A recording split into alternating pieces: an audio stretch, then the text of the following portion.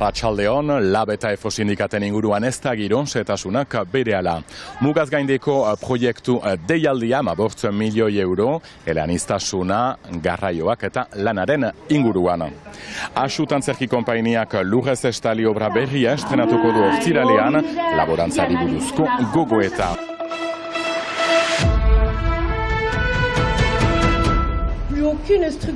Lab sindikata aurkezten alko da enpresatikietan egitekoak diren hauteskundeetan justiziak ez du onartu EFO sindikatak ezarri zuen errekurtsoa.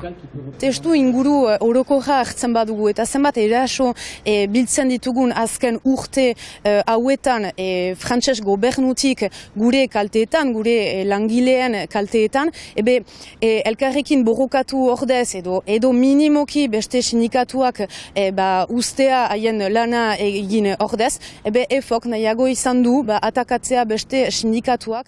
Orain ez da argi, EFOk kasazio korterat joko ote duen. Il n'y a aucune stigmatisation envers Lab, absolument aucune. Ez dute deusen Laben kontra, baina ez dute begionez ikusten, lanaren legeak aldarrikatzea Euskal Herriaren zat, gauza bera, Euskal Gizarte Segurantza eta Euskal Herriko zazpilujaldeetako pentsio kutxa bakarrarekin. EFOren ustez, berdintasuna usten du horrek eta elkartasuna nahiago dute. EFOk aurkeztu dituen 2 errekurtsoen artean epaileak 10 onartu dituzte Mertziak Bertze Kortsika eta Bretainiako sindikaten kontra, Laben kontrakoa bakarrik baztertua izan da eta beraz, enpresatikien hauteskundeetan aurkezten alko da.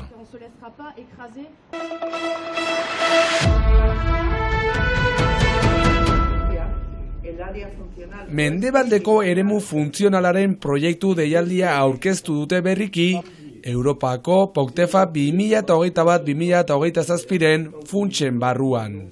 Euskal Herrirako ia 15 milioi euroko aurrekontua izango du eta 3 behar nagusiri erantzutea xede izango duten proiektu egituratzaileak finantziatzea da helburua.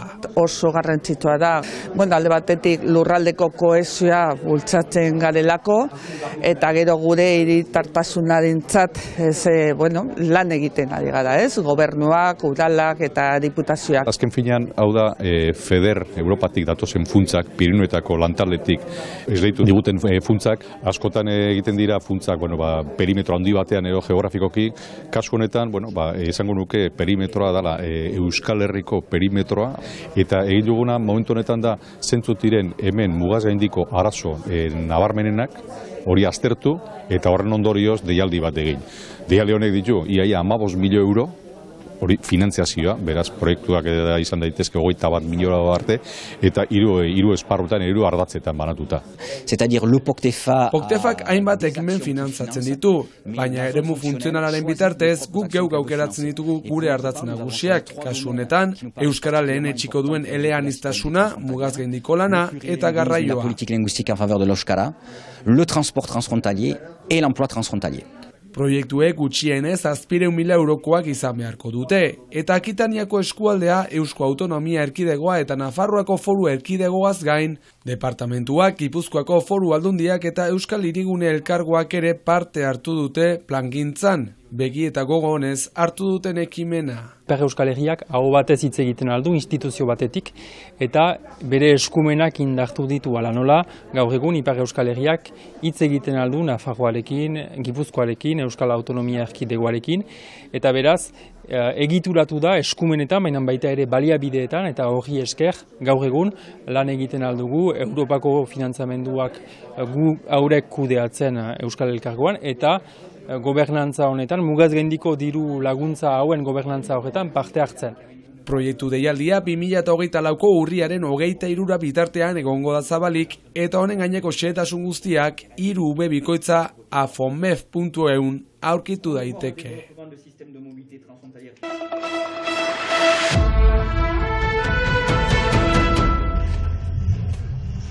Lurrez estali una hemen Asu-Tantzerki konpainiaren lan berria, laborantzari buruz gogo eta sakona gaurko egunean, eskualerriaren historiaren parte bat jokatu den Erdiaroko gaztelu batean, Latxaga jauregian Izuran.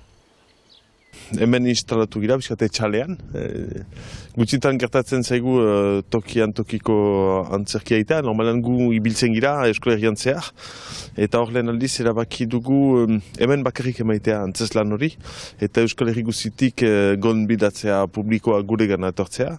Arras berezia da, horako leku batean aritzea biztan da. Gauza da, leku hau maila guzietan gu baino handiagoa da. Eta orduan dena bere araberan egin behar dugu.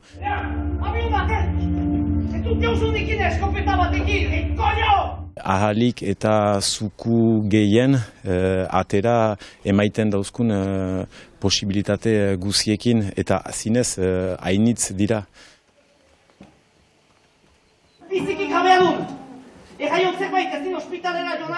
Lekuz ez mugitzeak ere ekartzen dituen posibilitate guziak, egan nahi du hemen ikusten duzuen guzia nun baitan jokoan sartuko da. Eskola bikaintasuna, hiper bikaintasuna. Klase borroka zorrotz eta ziztrina. Nola inun ez itotzeko anirau gaitza izan behar zunan ez? Lekua berez oso berezia da, badu bere energi propioa eta bikaina eta gero hemen edo zer gauza gertatzen dela da, antzerkia sortzen da, ez? Antzerkia ateatzen da. Ez zaude kutsa beltz batea behira, baizik eta oso espazio irekia da, ondia historia badu berak ere, eta horrek asko eskaintzen du. Euskal dituta holtza ez da lokatzez betea egoten, eta beste ibiltzeko modu bada, beste distantzi batzuk, eta ematen du askatasuna. Espazio hau historioan sartzen da, eta espazio horrek kontatzen du berez ikusten da, muguak berak ikusten da etxaldea edo baserriaren izerdiz egina izan dela, baina ez bakarrik, ere Nafarroaren historioaren parte importante bat hemen jokaitu baita, Izuran, Benafarroan, eta beraz Euskal Herriarena, eta hori baita ere atzean, laborantzaren gaiaren atzean, Euskal Herrian, gure kulturaren gaia ere jogatzen delako, zeren ez da bakarrik laborantza gaizki tratatua izan dela, gure euskal kultura ere oso gaizki tratatua da. Ondarea eta lurra, alkola, sexua edo isiltasuna, agerian aipatu hoi ez diren gaiak jorratzen dituzte hemen. Badakigu gai garrantzitsua dela, Europa bera sutan jarri da laborantzaren gaiarekin. Ez dakit gero zer egiten zen horren gibilean, baina uste dut gauza asko erran ez direla, eta pixkat hori erran ez dako guzti hori, edo tapatutako gauza guzti hori, segitzea azalerazten. Eta zenbakiak hor dira, eta ez dira baita ezpada politak. Hala ere, laborariak bizi dira, eta bizi hori dugu kondatu nahi, bere argi eta ilun guziekin. Gu ere oso konstientak izan behar gara eta autoak hartu behar ditugula.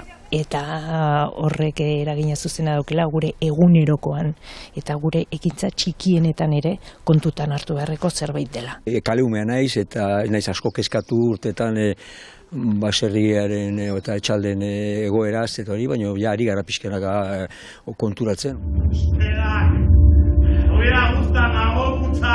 Antzeslan berria prestatzeko harremana biziki hertsiak izan dituzte laborariekin denbora luzean, orain publikoarekin ere, sartze guziak saldu baitituzte 16 emanaldientzat, ez dute baztertzen noizbait itzordu gehiago finkatzea. Hori bera, janari usain arropan sartzen duen, eta loiarekin hasten.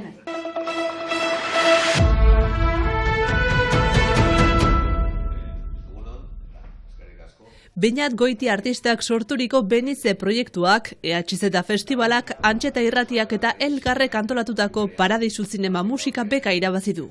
Orotara 28 proposamen jaso ditu lehen deialdiak, baina diskoaren freskura, argitasuna eta konbentzimenduak epaimaia segidan konkistatu du. Egia esan da epaimaiok batera erabaki genuen Benitzeren proposamena hautatzea. Eta bere originaltasuna, bere ausardia, musika elektronikoa denok gustokoa genuen.